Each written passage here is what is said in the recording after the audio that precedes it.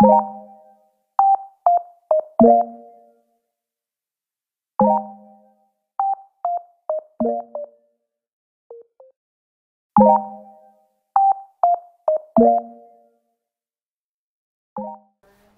hello guys. Ngayon, tuturuan ko naman kayo kung paano mag-unbox tsaka magbuo ng ating sliding glass. First guys, mas maganda kung itatayo nyo siya ng paganto kung meron kayong masasandalan bago kayo mag-unbox.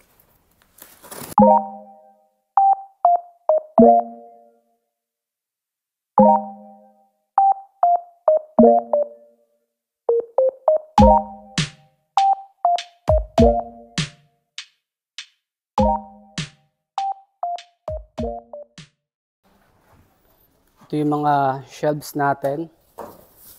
Bali, 4 shelves lahat siya. Yung ating baseboard. Malalaman nyo guys yung pinagkaiba ng ating baseboard. Kasi meron siyang manipis sa gilid. Kumpara sa ating mga shelves. Ayan, bali ganyan. Meron din siyang allowance dito kumpara sa ating shelves. Ayan, ganyan yung pinagkaiba niya. Hanggang sa malabas ko lahat. Then additional shelves. Tsaka yung roof natin. Ayan.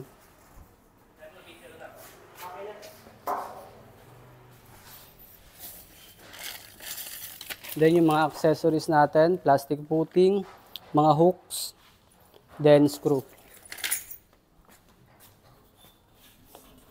Ayan. Sa sliding glass natin guys, laging ito yung nasa baba. Then ito yung nasa taas. Yan, bali ganyan yung itsura niya. Ito yung right side panel natin. Then yung left side panel natin.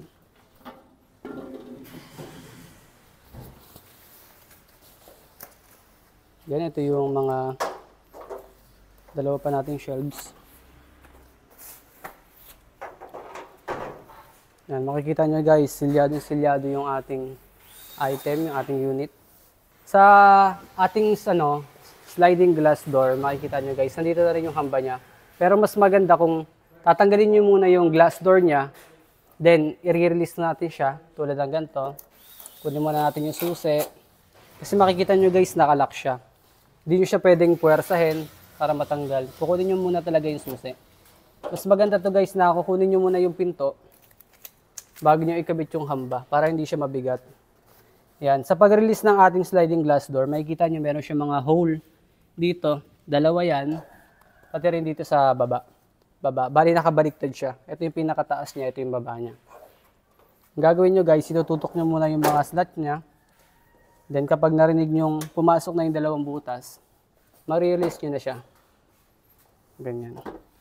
Ito yung mga butas niya. Then, dyan din kayo magre-release kung sakaling nawala sa align yung glass door natin.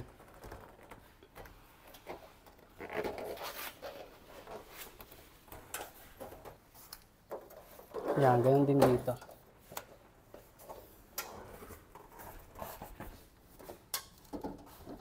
Mas maganda guys na i-release muna natin yung mga pintuan niya sa hamba para mas safe yung pag-assemble natin.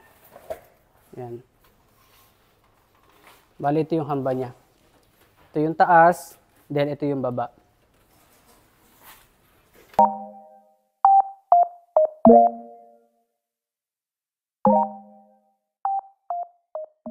Yan guys, sa pag-start, bago tayo mag-start, ito yung mga parts ng ating sliding glass. Yan, naka-separate na siya. Makikita nyo, nakatanggal yung glass door natin, yung hamba, yung mga shelves, then 16 pieces accessories para sa ating shelves. Then yung mga baseboard natin, then yung roof. Yan, ito yung baseboard, ito yung roof. Yan, ang unang step na gagawin natin guys, is kuha muna tayo ng side panel natin. Ang ginawa ko is yung right side. Then ito yung baba, ito yung taas. Itututok lang natin siya sa mga butas na nakaabang. Tulad ng ganyan. Then, unahin muna natin yung sa gitna.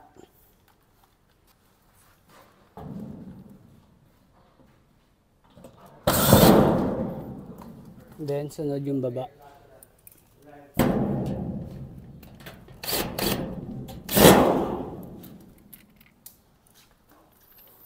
Then, next natin yung another panel.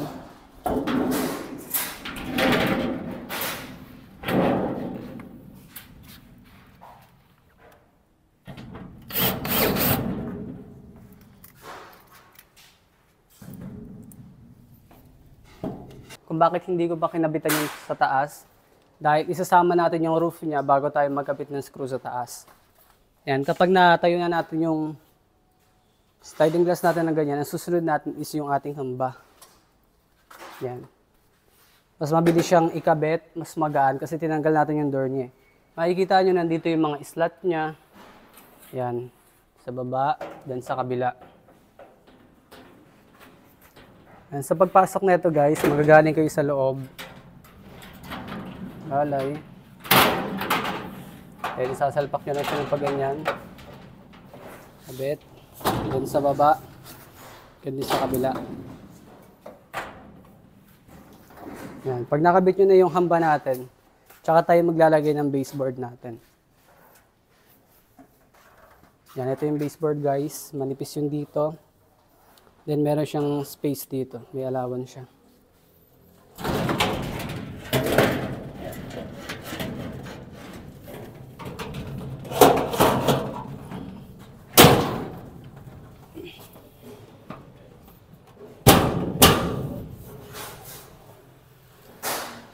And next yung ating roof. Sa paglagay ng roof natin guys, magagaling naman siya sa taas. Yan. May kita nyo, meron yung mga slot dyan. Pag ganyan, unahin nyo muna yung sa dulo.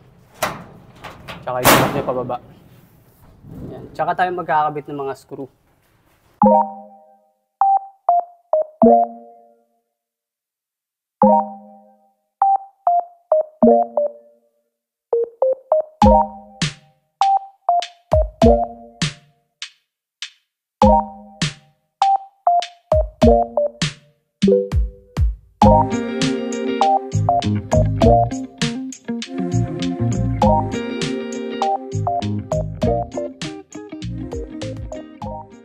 Yan. Kapag nakabit na natin yung sa baba, then sa taas, bago tayo maglagay ng sliding door niya, kabit muna natin yung plastic footing niya.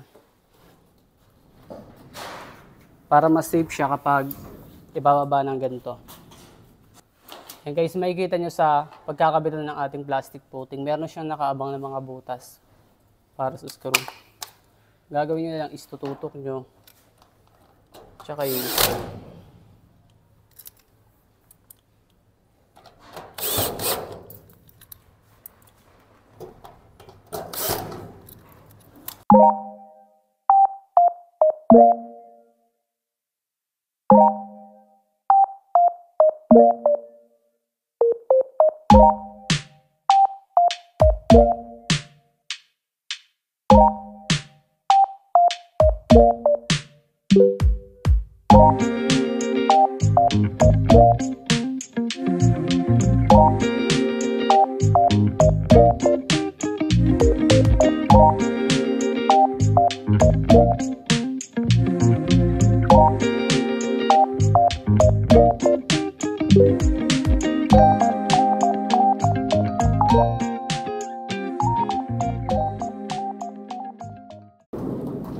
Yan. Nakabitan natin yung plastic footing natin. Then yung last step na gagawin natin is kakapit natin tong mga sliding glass door niya. Babalik rin muna natin siya. Meron pala siya guys na railing sa ilalim. Yan, ayun yung railing niya. Then sa taas, meron din siya rito. Hindi siya railing, yung pinaka-hole niya na ipapasok dito. Then, ito yung una nating ipapasok, yung suksukan ng susi niya. At sa pagpasok na ito guys, makikita nyo, meron mga butas to sa taas. Yan, itututok nyo lang siya. Nakauna. Then, tatansyahin nyo yung railing sa baba. Kung papasok siya rito. Mararamdaman nyo naman siya guys kung smooth ba siya o hindi. Pag hindi, iangat nyo lang ulit. Then, ayan, nakabit na natin yung ano natin. Ayan. Then next yung isa, yung susian. Ganun din guys, meron din siyang railing sa ilalim.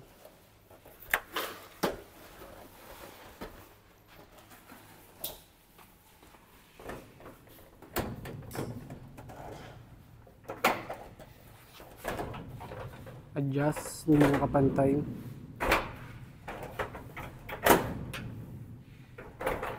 Ayan. Ayan. Dapat din siya ka-smooth guys.